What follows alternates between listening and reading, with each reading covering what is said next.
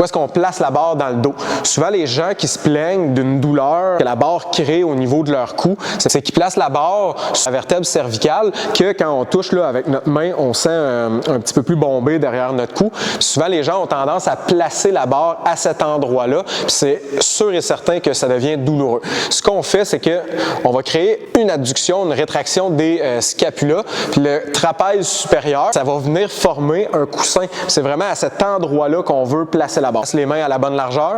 Ensuite de ça, on se glisse sous la barre puis on va venir rétracter les omoplates pour venir placer la barre directement sur le trapèze avec la largeur des mains. Okay? Ce qu'on veut, c'est que le poignet soit dans une position neutre. On veut l'humérus ici qui va être à peu près à 45 degrés, donc dans la position du deltoïde postérieur. Puis on veut les coudes, l'avant-bras perpendiculaires au sol. On s'assure là, que le poignet reste dans une position neutre. De cette manière-là, la charge de la barre va se retrouver distribuée comme il faut sur tout l'avant-bras, sur l'articulation, sur le trapèze. Mais si mes mains sont trop rapprochées, on essaie de rapprocher les mains, comme ça ici, souvent ce que ça va avoir comme impact, c'est soit de casser le poignet comme on voit ici, ou de se retrouver avec les coudes à l'extérieur. Puis là, on l'a vu, sa région thoracique s'est penchée quand on a sorti les coudes. Donc, c'est pas une posture qui est idéale. Ça devient très inconfortable pour le client aussi. À l'inverse, si mes mains sont trop larges, bien, je viens créer une abduction au niveau scapulaire ici. Donc, pour la tension qu'on doit mettre dans le haut du dos, ça va devenir plus difficile. Dans cette position-là, avant même de recruter, ce que je veux,